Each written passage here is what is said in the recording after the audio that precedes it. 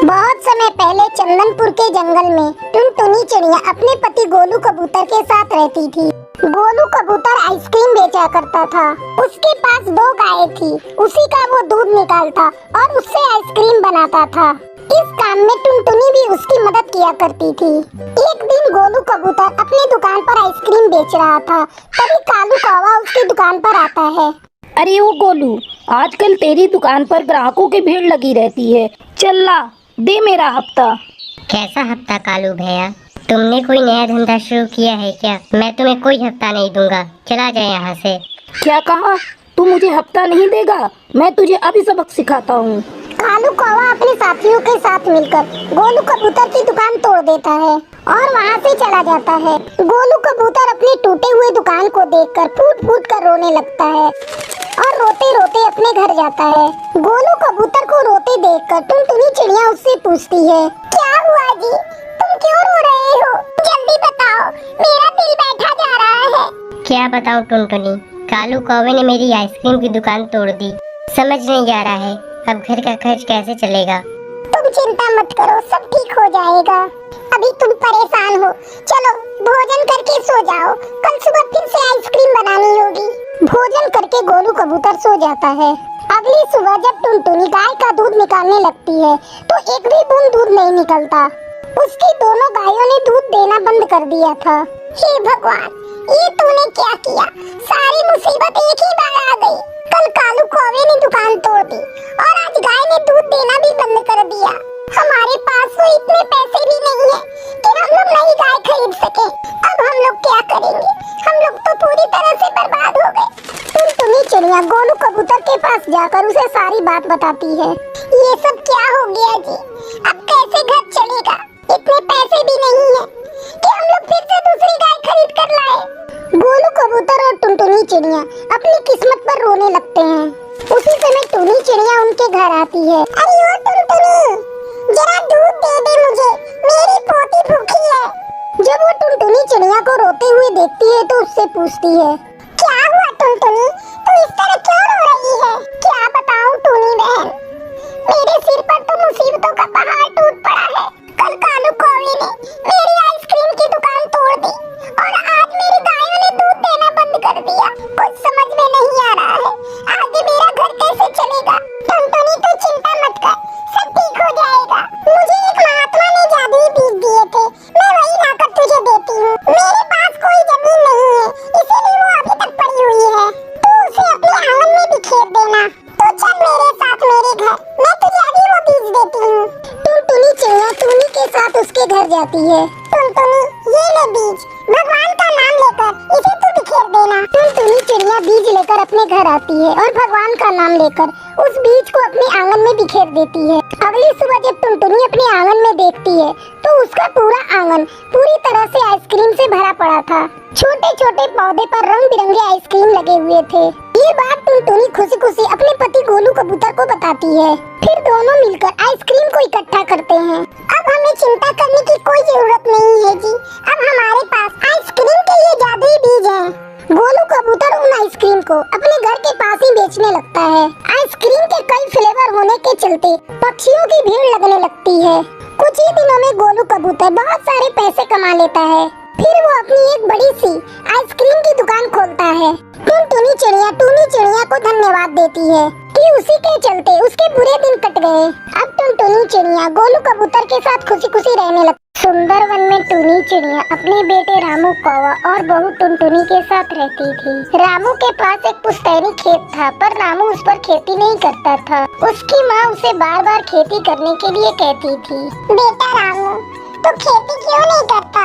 जब से तेरे बापू हमें छोड़ कर गए हैं, तब से उस खेत में कभी तूने खेती नहीं की। माँ, मैंने आपसे कई बार बोल दिया, मुझसे ये खेती नहीं होगी। मैं मजदूरी करके घर तो चला रहा हूँ ना। अगर तुम मुझे ज्यादा परेशान करोगी तो मैं अपनी पत्नी को लेकर शहर चला जाऊँगा। अपने बेटे के मुंह से ऐसी बातें सुनकर टुनी चुप हो जाती है।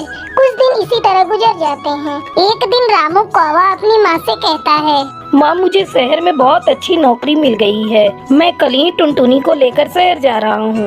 ये आप क्या कह रहे हैं जी? माँ जी बूढ़ी हो गई हैं। ऐसे में आप उन्हें छोड़कर शहर जाने की बात क्यों कर रहे हैं? आप अकेले चले जाइए। मैं माँ जी को छोड़कर कहीं नहीं जाऊंगी। टुनटुनी बहू, तू मेरी चिंता मत कर। तू मेरे बेटे की पत्नी है। तेरा पति तुझसे जो कह रहा है वही कर। जाकर शहर जाने की तैयारी कर। अगले दिन रामू कौवा अपनी माँ को गांव में छोड़कर टुनटुनी के साथ शहर चला जाता है। इस तरह 1 महीना गुजर जाता है। शहर आकर आपने बिल्कुल अच्छा नहीं किया।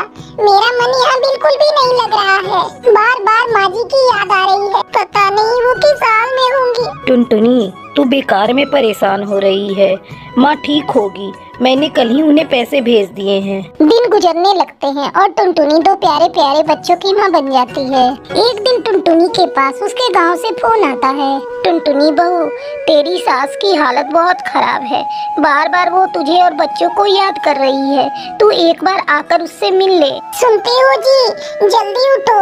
गांव से मीठी काकी का फोन आया है। माँ जी की तबीयत बहुत खराब है। वो हम लोगों से मिलना चाहती है। ठीक है टुनटुनी, तू ऐसा कर, जल्दी जल्दी बच्चों को तैयार कर दे। हम लोग सुबह की बस से ही गांव के लिए निकल जाएंगे। रामू कौवा अपने पूरे परिवार के साथ गांव चला जाता है। माँ जी, आंखें खोलिए। क्या हो गया आपको? बहू, तू आ गई। जल्दी से मेरे बेटे को मेरे पास बुला। रामू कौवा अपनी माँ के पास आता है। बेटा, मैं तेरा ही इंतजार कर रही थी। मेरी एक आखिरी इच्छा है, उसे तू पूरी कर दे।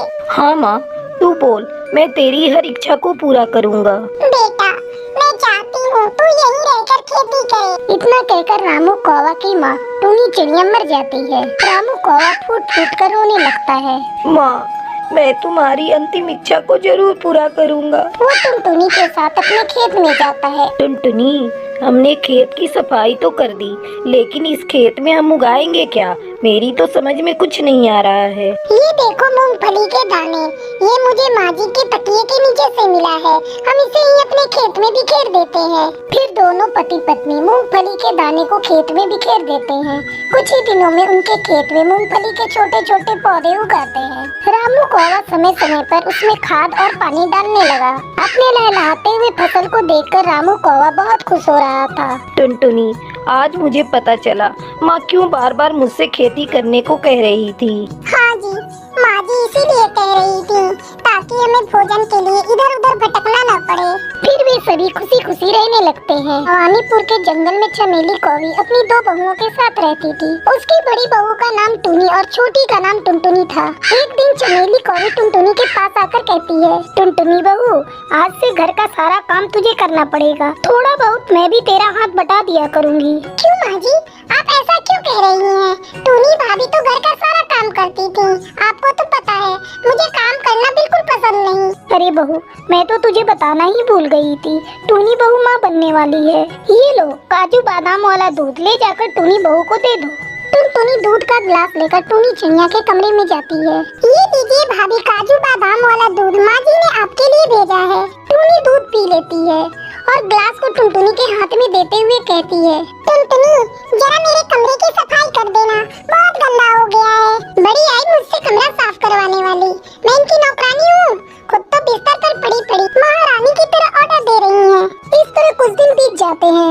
एक दिन टूनी चिड़िया अपने कमरे में बैठी मन ही मन सोच रही थी, हे भगवान, उस दिन क्या होगा जब माँ जी को ये पता चलेगा कि मैं सचमुच में प्रेग्नेंट नहीं हूँ। चलो कोई बात नहीं है, जब तक ये नाटक चल रहा है मैं इसे चलने दूंगी। एक दिन टूनी का पति जुगनू कौवा उससे कहता है, टूनी, चलो आज मैं तुम्हें डॉक्टर के यहाँ लेकर चलता हूँ और तुम्हारा चेकअप कराता हूँ। नहीं जी, मैं डॉक्टर के यहाँ जाकर क्या करूँगी? सब कुछ तो अच्छा भला चल रहा है। बेकार में डॉक्टर बहुत सारी दवाइयाँ दे देगी जो मुझे खाना पसंद नहीं। टूनी डर रही थी कि वो डॉक्टर के यहाँ जाएगी तो उसकी पोल खुल जाएगी। लेकिन जुगनू कौवा टूनी की एक बात नहीं मानता और उसे जबरदस्ती डॉक्टर के पास ले जाता है। तभी जुगनू कौवा को एक फोन आता है। टूनी, मेरा एक जरूरी फोन आ गया है, मुझे जाना पड़ेगा। तुम डॉक्टर से चेकअप करा के आराम से घर चली जाना। इतना कहकर जुगनू कौवा वहाँ से चला जाता है। अच्छा हुआ जो जुगनू यहाँ से चला गया, वरना मेरी चोरी पकड़ी जाती। आज डॉक्टर उसे बता देती कि मैं गर्भवती नहीं हूँ। फिर टूनी चिड़िया बिना अपना चेकअप कराए घर वापस लौट जाती है। तू आ गई बहू, आ यहाँ बैठ, मैं तुझे जूस पिलाती हूँ। अगले दिन टूनी की माँ उससे मिलने के लिए उसके घर आती है। और बता टूनी बेटा, सब ठीक है ना? हाँ माँ, सब ठीक है। जैसा तुमने बताया था मैंने वैसा ही नाटक किया है। मेरी सास तो पोते की आस लगाए बैठी है, लेकिन उसे क्या पता कि मैं गर्भवती नहीं हूँ। टूनी चिड़िया की ये बातें टुनटुनी चिड़िया सुन लेती है। ये क्या टूनी भाभी, आपने सभी लोगों को अपनी झूठी गर्भवती होने की बात बताई। आपने सबको धोखा दिया है। मैं जाकर ये बात माँ जी को भी बताती हूँ। अच्छा, तो तू जाकर माँ जी को बताएगी? मैं इस काबिल तुझे छोड़ूंगी तब ना। अगर तूने माँ जी को कुछ बताया तो मैं तेरे पति को जान से मरवा दूंगी। भाभी, मैं आपकी धमकियों से डरने वाली नहीं। आपको जो करना हो कर लीजिएगा। आज तो मैं आपकी सच्चाई माँ जी को बताकर ही रहूंगी। टूनी चिड़िया चमेली कौवी के पास जाती है और टूनी चिड़िया की सारी सच्चाई उसे बता देती है। माँ जी, टूनी भाभी ने आपको आज तक धोखे में रखा। वो प्रेग्नेंट नहीं है। ये तो क्या कह रही है टुनटुनी बहू, मेरी तो कुछ समझ में नहीं आ रहा है। माँ जी, मैंने अभी ये सारी बातें अपने कानों से सुना है।